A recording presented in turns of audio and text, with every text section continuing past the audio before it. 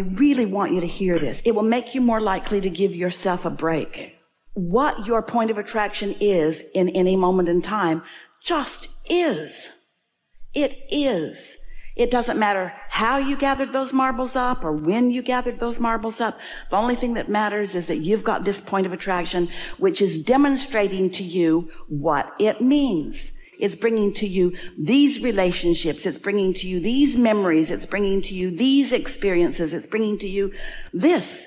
And so once you accept that you have this point of attraction and that you can, maybe not right now, this red hot minute, because momentum is a real thing, but you can change what your point of attraction is to mimic more of what you want. So you do it gradually, and then you deliberately segment intend, or you deliberately do a focus wheel, or you deliberately put some marbles in your bag, and then you notice what comes in response to that. As you collect those dots, now you've got it. Now you've got it. Sometimes people say to us, or think it, we get it, we hear you anyway, and it goes like this: Abraham, you're making us schizophrenic. Because in 1 minute, you tell us to be a deliberate creator, set goals, think about what you want, segment intend, be deliberate. And in the next minute, you say, let it go, chill, be in a state of allowing. What do you want us to do? And we say, we want you to know the moment you're in. We want you to know if this is the time to turn up the juice or if this is the time to turn the juice down. We want you to know if you don't feel good, don't keep focusing on what doesn't feel good. If you do feel good, do keep focusing on what does feel good. Doesn't that make sense to you? Don't you know by the way you feel? Haven't you watched enough movies to know that when it starts going bad, it's going to get real bad? You've been rooting for the bad guy because you liked him best anyway. He seemed free and he was cute and he had the best lines, and so you were really rooting for him. And then he got himself in a box canyon, and you know it's not going to end well. He's going to either have to drive off the cliff, Thelma and Louise, or the Sundance Kid. He's going to, if you've seen all of those, you're really rooting, you want them to get away, but you know their point of attraction is such, there's no way out of this. It doesn't get worse and worse and worse and worse and worse and then stunningly, shockingly better. It goes the way it's trending. Everything goes the way it's trending. You just want to get the trend going better earlier if you can. And it doesn't matter how badly it seems to be trending. If you take a beat, take a breath, take a nap, take a swim, spend a little bit of time in meditation, change the subject, distract yourself, you can change the way something trends much more easily than you realize. And then, once you can feel that it is feeling better, then focus. The other day, Esther was talking to someone on the phone who is in the middle of some strong negative attraction. And Esther was saying, it's okay. Sometimes it's just like that. Don't beat up on yourself. Just don't keep telling these stories to people, because that's just perpetuating it. And then it went on a little while longer, and Esther sort of found herself being repetitive, and she said, it must just feel terrible to have somebody talking to you when you feel so engulfed in something so big, and somebody else is trying to make it light and fluffy and like it doesn't really matter. But I really am just trying to make it light and fluffy like it doesn't really matter. But I know you can't hear it. When you're in a position where you can't hear it, don't be mad at yourself because you can't hear it. Say things to yourself like, law of attraction is the real deal. And I've got some momentum going here. And I worked hard for this momentum. And I'm not making this stuff up. And I don't want that. In other words, we're not asking you to not face reality. We're asking you to choose a reality that you prefer. And you cannot choose a reality that you prefer while you're defending the reality that you've got that you don't like. You've got to do something different. And talking to other people, when you're in a jam and you talk to other people, Esther remembers not too long after Jerry made his transition, and Esther went to Australia with a very small crew to do a seminar for Hay House. And Esther thought, ooh, wouldn't it be fun if we did a helicopter ride? Because Esther had done it before. So she spent some time online looking for the best helicopter and the longest ride that went the most places. And it cost the most money, way the most money. But Esther knew what she wanted, and so she booked it. So they got over there, and they got in the helicopter, and off they went, and they had headphones on so that they could hear each other, and they could hear what the pilot was saying, and they could hear what was being said from outside to the pilot. And it was just way, way, way, way fun. And Esther knew this was to be a 90-minute ride. And it was so going to be worth it, because that 90 minutes would take them to that place that Esther really wanted them to see. And then she had the feeling that the helicopter was turning around in the sky, a great big... And Esther said, "Are we going back?" No answer. "Why have we turned around?" No answer. "Are we at the halfway point?" No answer. And Esther thought, I know you can hear me, because I can hear you, and everybody else, I can hear you. So he took them back and landed 20 minutes shy of what Esther's expectations were. Now, everybody that had been with her had the time of their life. They loved what they saw. They loved how fun it was. It was the nicest helicopter Esther had ever been in. It was the most wonderful experience for all of them. Not for Esther. Not for Esther. And here's the part that we really wanted you to hear. Esther was mad at her friends that didn't defend her. Why are you being so bright and shiny when we have been robbed of 20 minutes of pleasure? Don't you understand that something has gone terribly wrong here? Esther just couldn't let it go. Just kept dropping little things. Not one of them picked it up.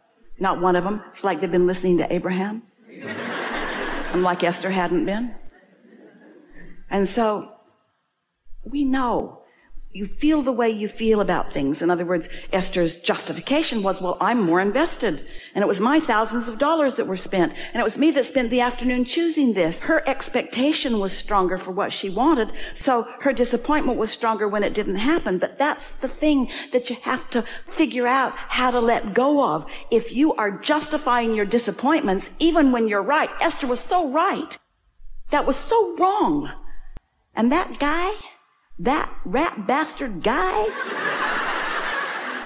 he did not offer one word of explanation, because he knew he didn't have any legitimate explanation. There wasn't a hurricane coming. He had a full tank of whatever it is. He just saw all he wanted to see, and he wanted to go home. At least that's what Esther decided it was. You get what we're talking about here? So here you are, living your life, and a whole bunch of other people are too. And if you're reacting to each other or wanting to elicit responses from each other, oh, you've got such a chaotic, mixed bag of what you're getting. But once you've figured it out, who you are, extension of source energy, who you are, seen and known and understood and adored by source energy, who you are, a creator who has explored and decided and put stuff in this vibrational reality. And just like the seed in the ground, it is in the process of becoming. And if you can be an advocate for what you are asking for, rather than a commentator on what you've got so far, it's what getting out ahead of it is. It's what looking forward is. It's what staying out of your own way is. It's what the true value of focus is. So what we're asking you to focus is not your thought or your energy or your vibration or these things that you really need a meter to even understand. We're asking you to focus your emotion. We're asking you to focus the way you feel to something that feels good as often as you can. Just the best that you can feel right now. And if taking a nap's the best that you can feel, do it. Whatever it is, do it. Follow that thing that feels the best. Feels counterintuitive to a lot of you because you've been trained. You've got a lot of marbles in your bag. There is no gain without pain. If it doesn't hurt, you're not making any progress. Who made you the creator of your own reality? The world does not revolve around you. So many things, so many bogus, flawed premises have been fed to you by people who didn't know, who thought they needed to control your behavior so that they could feel good. And you became an enabler to help them to try to control their experiences. But isn't this true? First chance you got, When you got off away from them, did you do what you knew they wanted you to do, or did you do what you wanted to do? It depends on how conditioned you became, how much you calibrated to their idea of who you should be, and how much you're calibrating to Source's idea or knowledge of who you are. Oh, that was good. I wonder what my inner being thinks about this. You're only powerless because you're depriving yourself of it. Wonder how my inner being feels about this. And you know for sure, if you feel defeated, your inner being feels the opposite. If you're blaming someone, your inner being is feeling love. If you feel deprived, your inner being is feeling your abundance. Because it's two ends of the stick. That's why this calibration should not be a difficult thing to do. But it takes some explaining to so many who have been conditioned to believe that you are not good, that you are not perfect, that you are not creator, that you are not blessed. How many times do humans hear that you were born sinners? Really? Who makes this stuff up? Someone who needs you to behave differently for their benefit.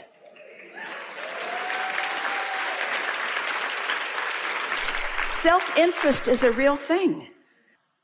Self-interest is a real thing. And if we can convince you that your greatest self-interest is to be yourself, to be the lover that you are born to be, to live the prosperity that you were born to live, and the clarity and the vitality and the flexibility and the fun. And once you start calibrating to that, it doesn't take very much of you deliberately focusing and affecting your point of attraction and then seeing the results of it before you can come to the conclusion that you are blessed. And here's why we are so sure of this. Most people offer most of their output, their focus, vibration, energy, whatever you want to call that. They offer most of it as a result of what they are observing. So doesn't it follow that if you can deliberately drop some marbles in your bag so that you are deliberately activating your point of attraction, and then you get to witness what the law of attraction does in response to that? Now, isn't that habit of observation going to serve you? That's why the better it gets, the better it gets, the better it gets, the better it gets. But you got to start out there with some real point of understanding your own guidance system. And that's really what your guidance system is doing all the time. Your inner being is not saying, oh, no. We've been telling you and you haven't been listening, and so now you're on your own. Your inner being never says, you have to live with the consequences of your foolishness. Your inner being never, ever stops giving you the information that matches who you really are and what you're most asking for. So here's the thing. You can't be the stage manager or the law of attraction manager. But what you can do is you can stand in your power and you can put easy existing matches into your bag of marbles. This is the bottom line of what you're all reaching for. You can, by understanding and focusing, you can clarify your bag of marbles, harmonize it with the power that is really you. You cannot get it wrong, and you never get it done. And the reason you can't get it wrong is because you never get it done. And now, don't you just want to go out and put deliberate marbles in your bag and see what happens?